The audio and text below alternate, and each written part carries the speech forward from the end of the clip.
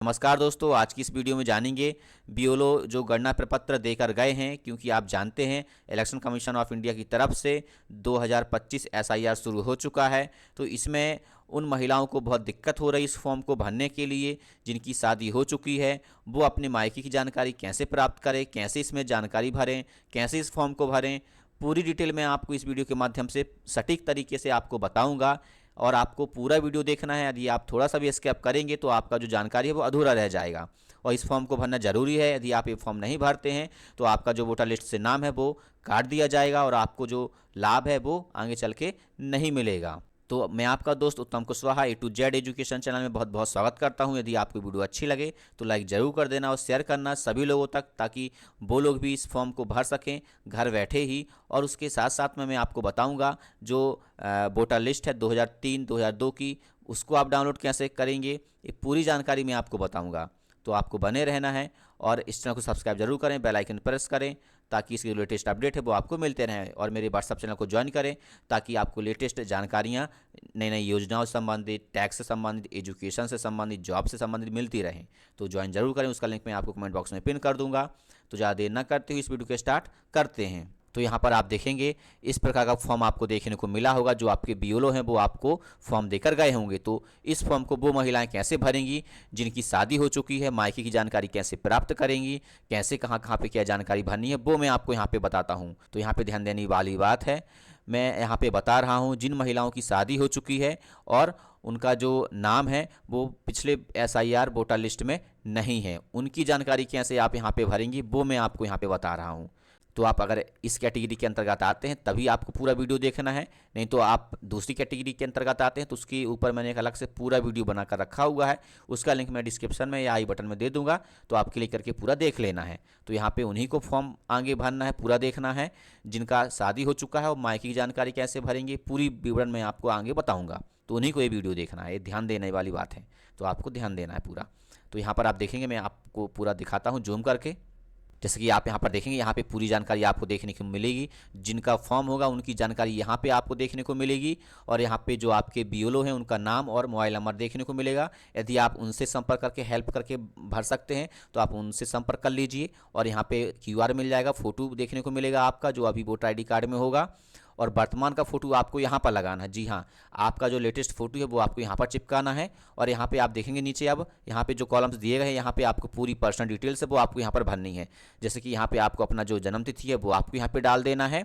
यहाँ पे आप देखेंगे यहाँ पे टाइप्स फॉर्मेट्स दिया गया है, इसी प्रकार से आपको यहाँ पे भरना है। आधार संख्या आपको यहाँ पर अपना डाल देना है, मोबाइल नंबर आपको यहाँ पर अपना डाल देना है। और आप यहाँ पर देखेंगे जो आपके पिता हैं, अभिभावक हैं, उनका नाम आपको यहाँ पे डालना है। याद रखना, आपको अपने सास ससुर जी का जो नाम है वो नहीं डालना है, आपको अपने माता पिता जी का जो नाम है वो आपको यहाँ पे डालना पड़ेगा। मतलब कि पिताजी का नाम यहाँ और जो आपकी माता है उनका नाम यहाँ। और यहाँ पे आप नीचे देखेंगे यहाँ पे एपिक नंबर, मतलब कि जो आपके पिताजी हैं उनका एपिक नंबर यदि आपके पास में है तो डाल सकते हैं, यदि नहीं है तो ऑप्शनल है, आप छोड़ भी सकते हैं। यहाँ पे माँ का नाम, जैसा कि मैंने आपको पहले बताया, यहाँ पे माता जी का जो एपिक नंबर है वो आपको डालना है। यदि उपलब्ध है तो ऑप्शनल है, डालना हो तो डाल सकते हैं, नहीं डालना तो कोई दिक्कत नहीं है।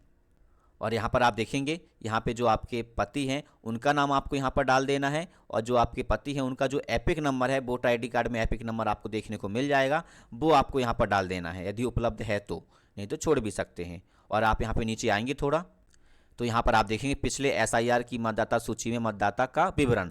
तो यहाँ पर आपको ध्यान देना है, यदि आपका पिछले एसआईआर 2002-2003 की लिस्ट में नाम है तो ही आप इसको भरें, अन्यथा आपको इसको नहीं भरना है। क्योंकि मैं आपको बता रहा हूँ उन महिलाओं को जिनकी अभी शादी हुई है, 4-5 साल या मान लीजिए 10 साल हुए हैं, तो उनका पिछले एसआईआर लिस्ट में नाम नहीं होगा, तो उनको यहाँ पे कोई जानकारी नहीं डालनी है।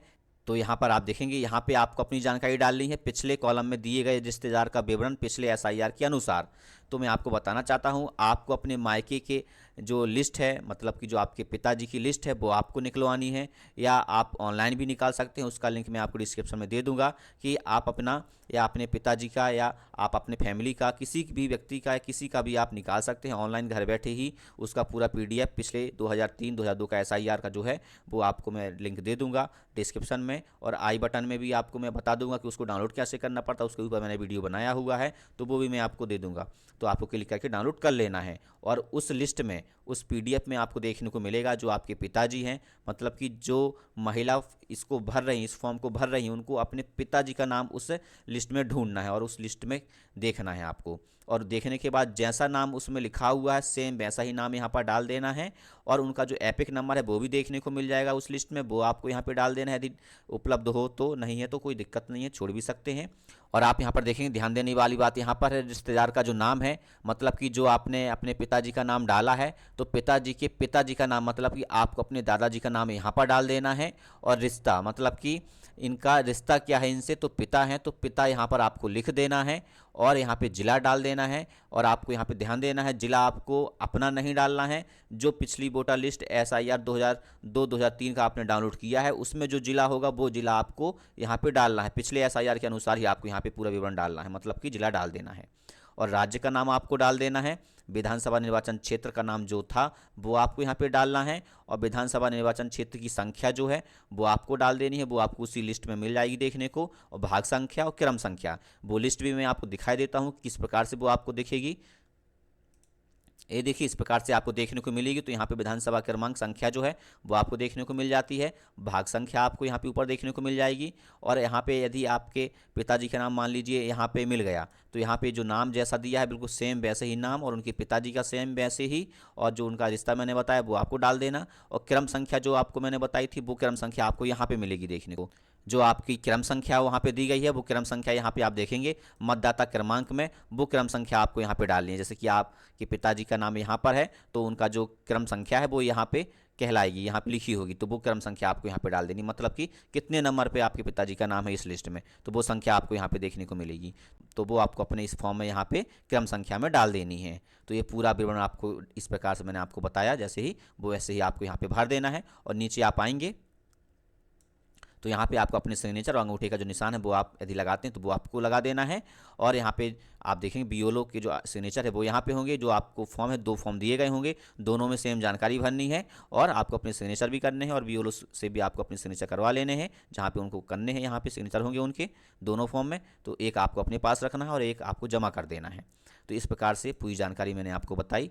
तो इस प्रकार से जो महिलाएं हैं जिनका शादी हो चुका है तो वो इस प्रकार से फॉर्म भर सकते हैं, जिनका पिछले SIR 2002-2003 की लिस्ट में नाम नहीं है वो इसमें इस प्रकार से फॉर्म भरेंगी। तो आशा करते हैं वीडियो अच्छी लगी तो लाइक करें, शेयर करें, कमेंट बॉक्स में लिखिए वीडियो कैसा लगा। और इस वीडियो संबंधी कुछ भी क्वेश्चन और डाउट्स हो तो कमेंट बॉक्स में जरूर लिखें और अपनी जिम्मेदारी में इस फॉर्म को भरें। यदि आपसे ये फॉर्म भरना नहीं आ रहा, सही तरीके से समझ में नहीं आया है, तो आप अपने BLO से संपर्क करें, वो आपकी हेल्प कर देंगे। तो मिलते हैं हम नेक्स्ट वीडियो में। Okay, thank you.